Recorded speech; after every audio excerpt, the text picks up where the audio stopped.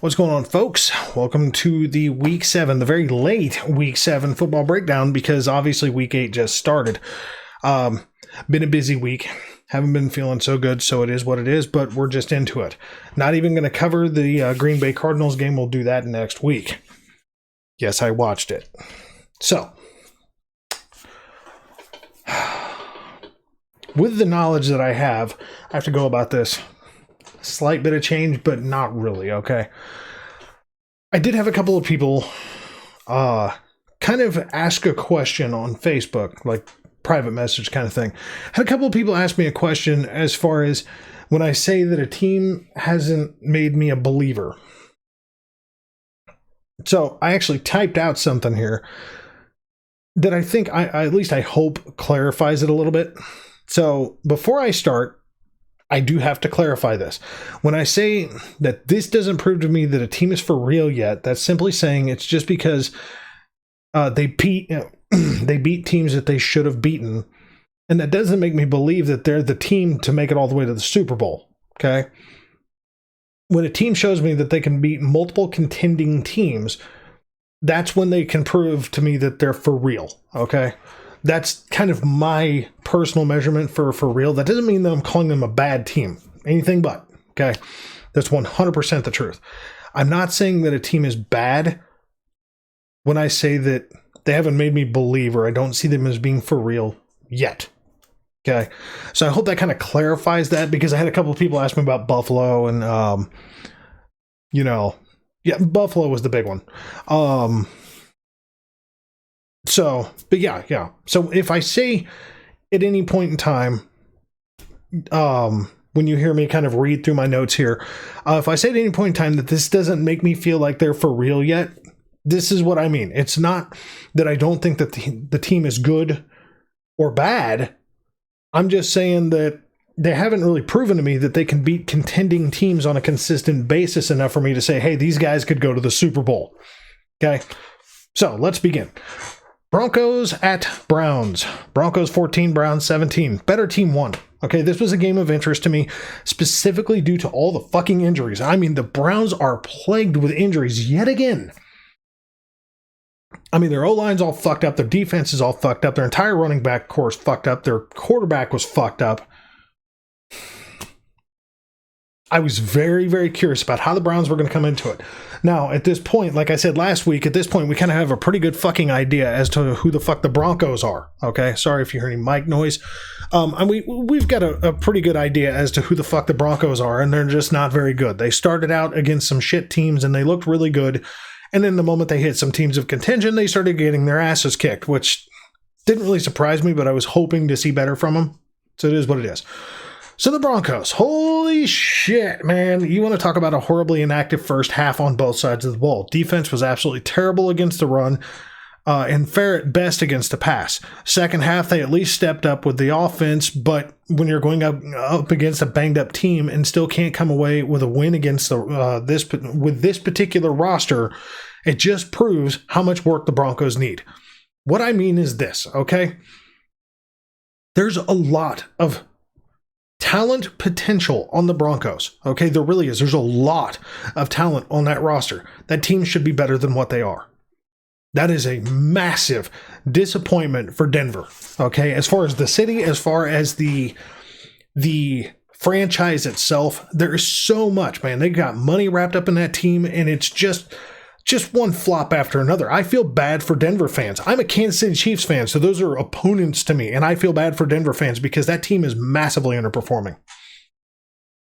So like I said about the Browns, backup quarterback, backup running back, banged up receivers, banged up O-line, banged up secondary. I mean, what the fuck isn't hurt on this team right now? They came in and they beat the Broncos. Not in any kind of an amazing fashion, but it was more than good enough to close out a bad team. It's really all there is to say. That's the truth. Beat a shit fucking team, and they came in and hosted them. Sorry, can't spit words out like usual. Hosted a shitty ass team and got the job done. That's exactly what you would expect from the team. And being beat up, good for them. Good for them, truthfully.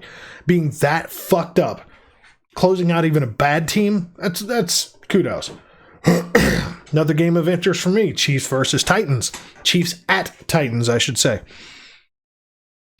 Game of interest, obviously, for home, but due to both defensive squads. And kind of due to the Chiefs' offensive squad, because you know how, like, if you're a fan of the NFL, you know the talent level on the Chiefs' offense. And this year, yeah, that's a thing. That's a thing of wonder and what the fuck. So, Chiefs, first, can anybody tell me that this team didn't look absolutely deflated at the 2-minute warning of the second quarter? Because that's how the rest of this game went. Now, that fourth quarter no-call direct hit to Mahomes' head, in my personal opinion, I understand it was incidental contact, but direct helmet contact on a quarterback, much less pretty much any player. I mean, they've taken basically everything of direct head contact these days as it being a foul. So I kind of find that to be an inexcusable no-call, because that fucking hit, albeit incidental, and I'm not saying that, I think I put his name in here. I didn't. I'm not saying that the defender is at fault here, okay? One defender had his legs wrapped. Mahomes went down. Knee hit the ground. It was bing, bang, boom, man. It was quick, quick, quick. And the other defensive player that came in, the defensive lineman that came in, hit him in the fucking head with his leg, okay? It's not like it was an intentional blow. But they rolled his fucking head back to his shoulder blades, okay? I mean, it was a hard fucking... I mean, that's like a neck-breaking fucking hit. And the way that dude got up, I don't know how the hell... I don't know. Mahomes must have slipped some money to the doctors or something, because there is no fucking way that motherfucker didn't have a concussion. Because he got up looking like he was from Mars. I think that was a big fucked up call. Not that it changes the outcome of this game whatsoever, because the Chiefs lost 3-27. Okay? I'm not saying that the outcome of this game would have been any different at all. In any way. I just think it was a big, inexcusable non-call. The commentators were saying clean hit. I don't give a shit what fucking team it is, okay? I'm gonna tell you right now, I don't give a shit if it's the fucking Buccaneers, if it's the Chiefs, if it's the fucking Detroit Lions. If a quarterback gets blasted in a fucking face mask like that, whether it's intentional or incidental, that's a foul, okay? I don't care if it's Jared Goff or if it's fucking Tom Brady. It should be called across the fucking board. And most of the time, that is typically called. Especially when you go back and review, which they had to do if it was a fumble or an incomplete pass. And at that point in time, they saw that his knee was down, and they have obviously shown time and time again they have no problem throwing fucking flags after they review something. It should have been a foul. Just saying. That was bad reffing on them, in my opinion. Simmons, that's who it was. Simmons for the Titans. I'm not saying that it was Simmons' fault. I'm really not. I just think it was a bullshit no call. My reason being is that the NFL over the last 5 to 8 years has really been all about that quarterback protection, and everybody is like, oh, it's taking away from the game and blah, blah, blah. Well, if they're going to play this fucking game of quarterback protection, then this season, for some reason, quarterbacks are getting the shit beat out of them, fucking level it out, man. You know, call it how it's supposed to be called, or don't, but at least keep everybody on the same fucking page. That's all I'm saying. So, and it's like I said in my notes here, I don't want to see any quarterback, and I bold caps, any quarterback take hits like this one. Because, I mean, this is a potentially career-ending hit if it was just a little bit harder. So, now aside from all of that, is this really what we're here to expect? I mean, as far as from the Chiefs, watching this game, was this what anybody expected the Chiefs to look like coming into Week 7? I mean, there were projections of the Chiefs, you know, going high win, low loss, going back to the Super Bowl. That's what a lot of people were saying. And it was going to be probably in contention with either the Bills or the Ravens. Yeah, the Chiefs look like shit. That simple. It's just that simple. My initial projection for the Chiefs, this was preseason, was either 11-6 or 12-5 because they were going against probably one of the hardest schedules in the league. But the way the team is playing right now, I think it's entirely possible that you could actually flip those projections backwards, and it could actually be completely accurate. This team legit just sucks right now.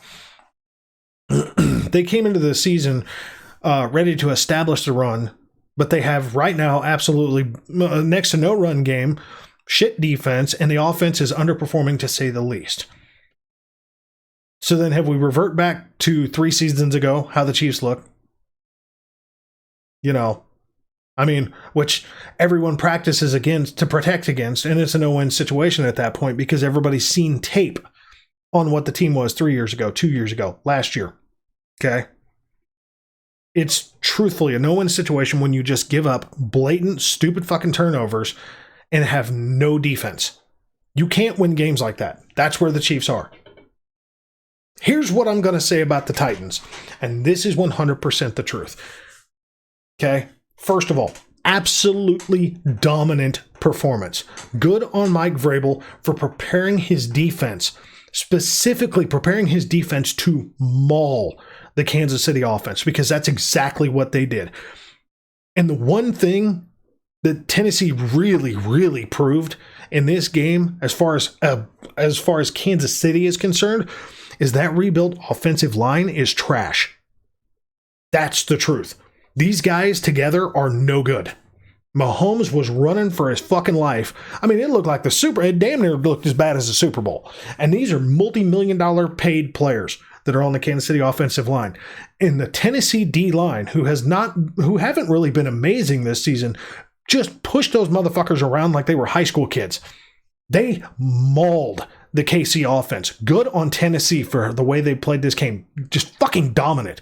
And then on the offensive side of the ball, dominant. That is Mike Vrabel wrapped up all in one fucking game right there. You want to see what Mike Vrabel's attitude is? Look at the game against Kansas City. Just beat the fuck out of them. Don't look back. Just beat the shit out of them. Throw trick plays at them. Fucking just throw your defense at them. Maul the shit out of the receivers and the tight ends. Do everything that you fucking can, but just push the fucking issue. That's exactly what they did. They were efficient, they controlled the game, they dictated the pace, and they led the turnover ratio. What else can you say about the team's performance? Tannehill, Tannehill and, oh my fucking God, Derrick Henry, I'm sorry, I don't know how I could forget his name. Tannehill and Derrick Henry literally picked apart the defense of the Chiefs. Good on them. Absolutely good on him. Like I said, I have to stay real about it. You know, you really do. I don't give a shit if I'm a Chiefs fan or not. I know this isn't Chiefs red. This is my kid's school shirt. They red and black. But as I said in the beginning of this video, does this make me believe that the Titans are for real? No. They beat the hell out of a shitty team. Again, the wins. Now, granted, is the Titans' record showing good? Yes, absolutely. Absolutely. And do they have the potential to be very good? Yes. Do they have the potential to be a contender? Yes. Here's where I find fault with Tennessee. Their defense is hit or miss, first of all. I've said this over the last few weeks. Their defense is very, very, very hit or miss. They really leave me questioning what they're going to look like from one week to the next. The other problem is this. You cannot ride your running back 40, 50, 35 to 50 carries potentially a game. You cannot ride this guy. And I know, man, Derrick Henry's a stout son of a bitch. He's got a hell of a workout routine. Everybody's fucking talking about it. He's a big motherfucker. And he's very, very sturdy. Okay? You cannot ride Derrick Henry and just ride his coattails into the playoffs and expect to go to the Super Bowl. You have to show something else, something great. You have to complement Derrick Henry's play. Do I see the Titans offense doing that against playoff contending teams? They did it to Buffalo. They did it to Buffalo. Can they do it to the Ravens? Can they do it to the Browns? Can they do it to the Bengals? Let's find out. Right now, they're a little too up in the air. I don't care what the record is. They're a little too up in the air for me. They really are. They're kind of at that scary level of they've got the potential to be really fucking good, but I just don't know where they sit yet. So that's that. Washington football team versus Packers. Washington 10, Packers 24. No fucking surprise. Again with the team of mediocrity. Taylor Heineke goes 25 of 37. Actually, not terrible. 1 touchdown, 1 pick for 268 yards. They rushed for 195 fucking yards against the Packers. That honestly was the big shocker for me.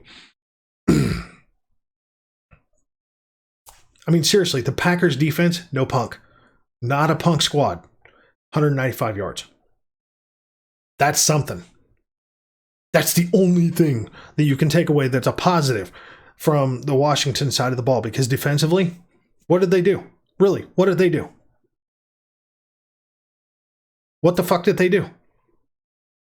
Packers, Aaron Rodgers goes 27 of 35 for 274 yards, 3 touchdowns, and they only rushed for 57 yards. That's what they did. Defensively, that's all they did. They stopped the run. Okay. There's a couple of issues going on. The Packers giving up 195 yards, not good. The fact that the offense could only bring up 57 yards against a pretty fairly poorly underperforming Washington defensive squad that really should be better than what they are. I mean, yeah, the Packers won the game and convincingly by the score, but for their sake, I hope that it was just kind of a fluke game. And again, I have to play off of what I have to say next week. Okay? Just putting that out there. I'm only talking about week 7. Bengals-Ravens. Divisional game, baby. Divisional game. Huge game of interest for me because I've been talking about the Bengals. I've been talking about them and talking about them and talking about them about how much potential talent is on that team. And then the Ravens being a very, very good team. Bengals at the Ravens. Bengals 41, Ravens 17. Fuck my life. I was not expecting that. Contested division, first of all. Very contested division. Bengals, Ravens. Right up top. Who's taking it? Bengals. So, the Bengals. I've been saying that this team looked like it had some real potential. When you go against the division and conference leading team and just bully the shit out of them, you got to say that they came to this game to make one hell of a statement. Burrow went 23 of 38 for 416 yards, 3 touchdowns, and 1 interception. And they rushed for 111 yards. Yeah. Let's be honest, guys. That Ravens defense ain't no punk. 111 yards. And 416 passing yards. Holy shit. They literally just beat the hell out of a very dynamic Ravens offense. And that is no small feat to do. And, defensively, dude, I'm telling you, defensively is where this game was at. Yeah, sure, man. Offensively, they put up great numbers. Burrow, aside from that one interception, Burrow was very efficient with the ball. But defensively is where I was hoping to see the Bengals go. They've worked on that defense and I've talked to multiple people preseason, and I told them if what they were building was as real as it looked, that the Bengals, if they could get it together, were not going to look like last year. Because the Bengals last year were horrible, but Joe Burrow got hurt. They had a bunch of injuries on both sides of the ball. They were just not a very good team at all. But they were like the Browns are right now, but at least the Browns are trying to win. The Bengals just unraveled last year. But they've got healthy players, Burrow's back, and they've really done a lot of work on that defense, and motherfucker did that show. The Ravens, what the hell do you say about this game for the Ravens? They're a good team, and I can tell you that they had a really, really bad day. Jackson went 15 of 31. Less than 50%. 15 of 31 for 257 yards, 1 touchdown, and they rushed for 117 yards. But they only put up 17 points. And their defense allowed their opponent's offense to put up 41. You are not going to win a game. There ain't no fucking way you are going to win a game if you have that kind of bullshit going on. They just got soundly beaten. That's just how it is. Panthers, Giants. Panthers 3, Giants 25. This is just shit on shit. This is like blind leading the blind here. Panthers, what the hell do you say? What do you say is wrong with this team at this point? I think the list of what isn't broken is actually shorter. Hot mess. That's what I got to say about the Panthers. They're a fucking mess. Giants. Hard pressed, well below average team going against a struggling shit team. This game was really up in the air on who was going to win. Kudos to the Giants for getting a win on the board, but it's really all you can give it. Falcons, Dolphins. Falcons 30, Dolphins 28. The Falcons, for being a hot mess, they definitely showed up in this game. And that I've been saying for a few seasons that the Dolphins are just mediocre at best. With the never-ending round of lack of running game, it's no surprise that the stats, with the stats of this game being what they were offensively. Ryan Tannehill goes 25 of 40 for 336 yards, 2 touchdowns and a pick, and they only rushed for 72. That's really all you can say. This was, I mean, for these two teams, is just a no defense game. And kind of piss poor offense. I mean, Tua didn't look terrible. I'm going to be honest. Tua surprisingly didn't look terrible except for a couple of things. So we're going to talk about that. Dolphins. You know, from the Miami Dolphins standpoint, you know good and goddamn well that the Falcons don't have a run game for shit. So you know they're throwing the ball. Like, their run game's a fucking joke most of the time. So you should be ready for Matt Ryan to throw the damn ball. And you still give up 336 yards in the air. I keep saying week after week after week that the Dolphins are a mediocre team, and this game just proves that I was wrong. They're worse than what I've been giving them credit for. They're shit. It's a sad truth. I feel, again, like Denver fans, I feel bad for Miami fans. I feel bad for Detroit fans, but at least Detroit fans have had like 30 years of this shit, so.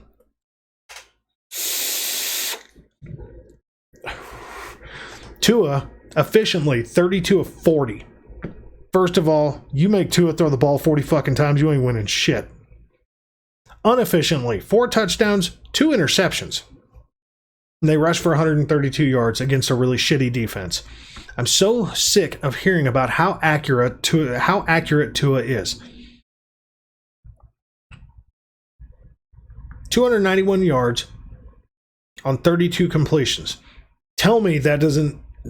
I don't even need to watch that game. Tell me that doesn't sound like either a few big plays and a shit ton of underneath passing, or just a shit ton of underneath passing and some fuck-ups.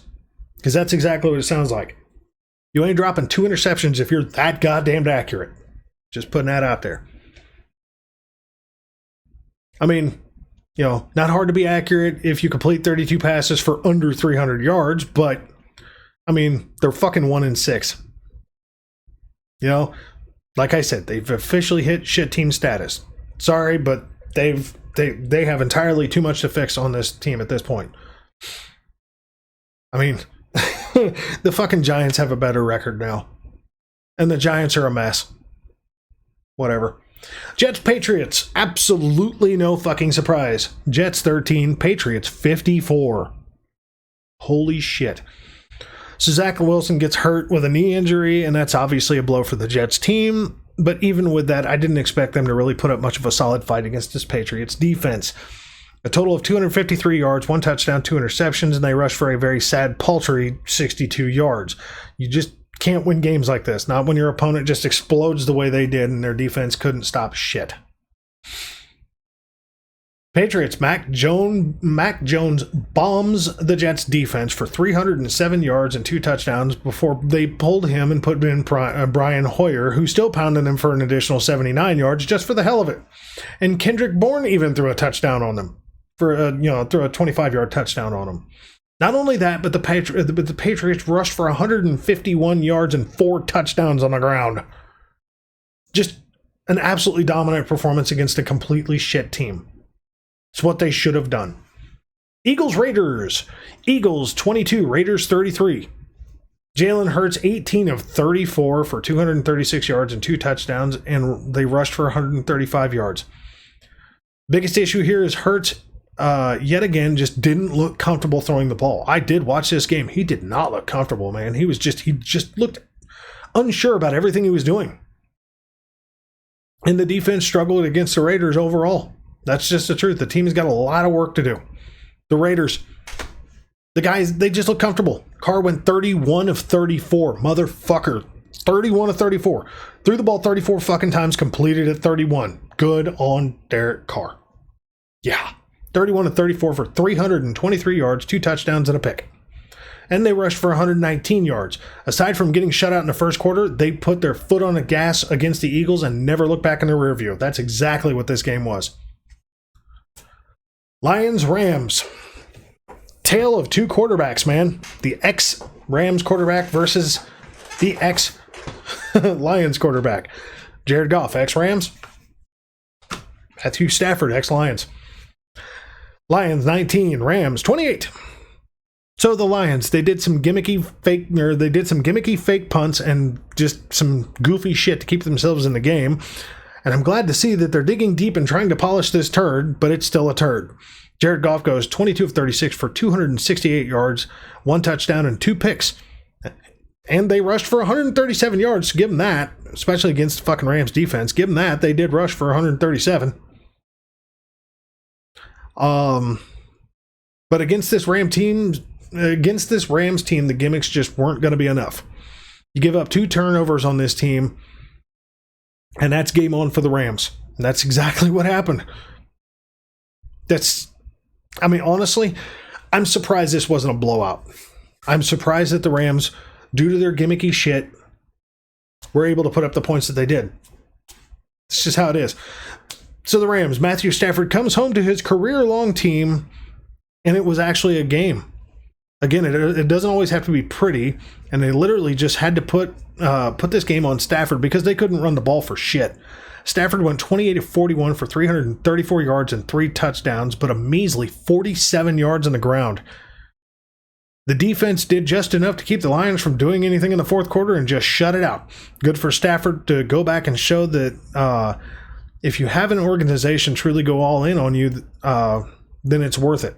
And it's not to say that the Lions didn't pay him good, but the Lions didn't build the team around him. They just paid him a bunch of money and they had the expectation that he was just going to fucking just be insanely amazing. You got to put shit around the guy. I mean, I'm sorry. Megatron left that team. What did he have? Just saying. So the Rams were already built. They just needed a good QB. Jared Goff goes to the Lions. The Lions look like shit still. Matthew Stafford goes to the Rams. The Rams go from, you don't know what you're going to get from one week to the next. All of a sudden, they look pretty fucking dominant to me. Okay, Bears Bucks. Game of interest to me due to the Bucks injuries. That's really the only part of interest to me whatsoever. And I don't even know why I was interested because I shouldn't have really been shocked with this whatsoever. Bears 3, Buccaneers 38. The Bears. The thing to say about this game, underperformed. Yet again. It's that simple. I mean, you know that your offense is struggling, and God Almighty did it show in this one. So your defense has got to step up and get the job done. And the best your defense could do is go against the same conference contending team and get the shit beat out of you. I think, even at this point, I think Bears fans have to admit that this was an absolute epic fail. Absolute epic fail on both sides of the ball. It's just shit. Just shit.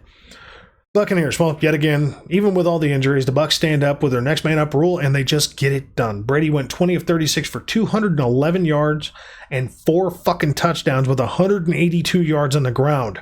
The Bucs just keep getting it done, no matter how beat up they are. It's really a tribute to Bruce Arians and this team, or in this coaching staff and this team, to just keep pushing no matter what their injury situations are and no matter what's thrown at them. It's very true. Very, very true. Texans, Cardinals. Hey, the Texans actually scored. That's something. Considering, the way their defense was playing, I honestly assumed that the way their defense has been playing, I honestly assumed that this was going to be a shutout. I really did. Because their offense just hasn't looked good at all. So, I didn't really see the defense really doing anything. So, hey, good on them. Good on them. That's it. That's all I got to say about the Texans. Cardinals. Kyler Murray goes 20 of 28 for 261 yards, 3 touchdowns and an interception, and they rushed for 172 yards against a bunk-ass defense. Defensively, they just put the Texans in a world of hurt and just dominated the fuck out of them as you would expect an undefeated team to do. Again, not talking about week 8. Colts 49ers. Holy shit, what a game. That was a weird one, man. Weird one. Colts 30, 49ers 18. Jimmy Garoppolo's back. Oh boy. We'll get to that. Colts I have to give both these teams some credit, given the weather conditions were absolutely dreadful and shit, that they both actually did fairly well considering. Yes, there was lots of ball control problems going on, but it was a fucking torrent the entire game. So if anybody wants to talk shit about that, you go out there and try it. I've played football myself. Fucking around with that ball when it's wet as shit outside, good luck. It ain't near as easy as you think. The scheming and playing was just simply better from the Colts. Carson Wentz. Yeah, Carson Wentz. 17 of 26 for 150 yards, two touchdowns. And they rushed for 148 yards in a game that they really needed to do it. Kudos to them for just sticking with what was working. Even in that torrent, they came out with a win. 49ers. So Jimmy Garoppolo is back, and well, the weather wasn't doing him any favors. He went 16 of 27 for 181 yards, one touchdown and 2 interceptions. And they rushed for 110. But they had the 2 interceptions and 2 fumbles. So they had 4 fucking turnovers, and this is what killed the game for them. And I get that the conditions were shit, but the Colts obviously sorted out their end of the issues when it came to the ball handling. So with the 4 turnovers, they just could not put the game away. So the Colts came out on that one ahead, as they should have. For Christ's sake, the Colts have a better record than the Chiefs at this point. I was not expecting that. Finally, Saints versus Seahawks. Interesting. Very, very interesting. I was really hot on the Seahawks coming into the season. Jameis Winston, Alvin Kamara, just the Saints, their defense. I was just really hot on this one. Really, really hot on this one. So the Saints, 13, Seahawks, 10. Tell me that isn't a defensive struggle from hell.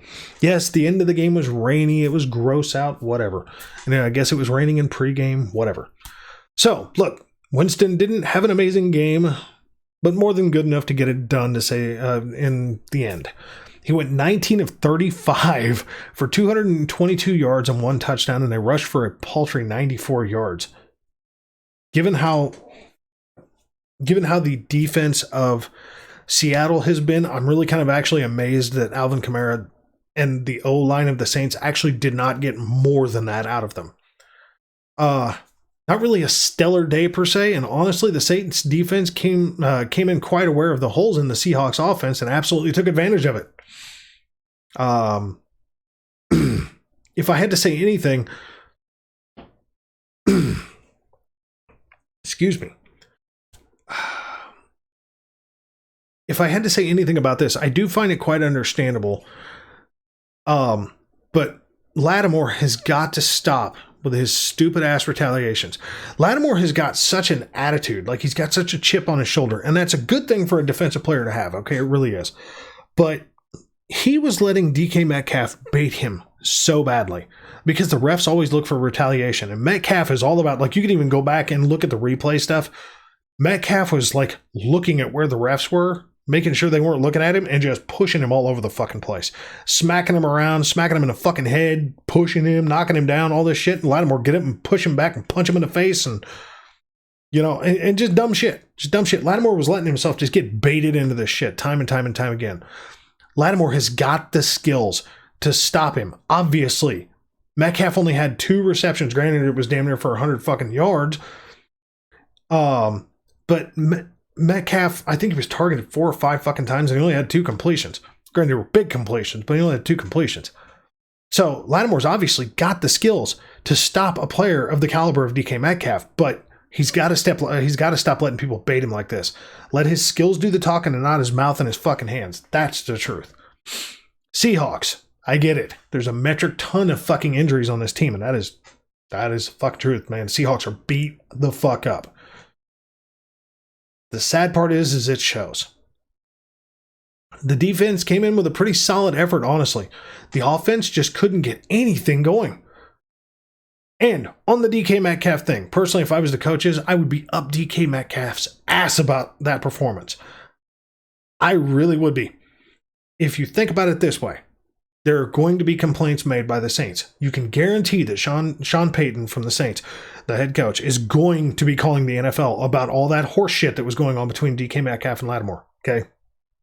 You know he's gonna like nothing's gonna happen aside from they're gonna keep a closer eye on DK Metcalf, which is going to cost them going to cause them even more problems down the road if he keeps trying to pull this horse shit with corners and safeties. They got to get Metcalf under control. That kind of bullshit. I know Lattimore's got a fucking mouth. Okay, I get it. And I get that Metcalf came in wanting to make a fucking statement against him. He didn't. Lattimore just blanketed his ass for all but 2 catches. Metcalf's a damn good player, but man, that's gonna fuck the Seahawks over bad if they are not careful and get him under control. So that's week 7. I'm very sorry that it's this late in the fucking week. Like I said, just been a busy week. My kid's been sick. My mother-in-law had surgery on Monday. Another one of my kids has had soccer games. It's the end of the soccer season. So yeah, it's just a thing. So anyway, folks, we'll get through week 8 and then I'll see you after that. All right. So catch you later.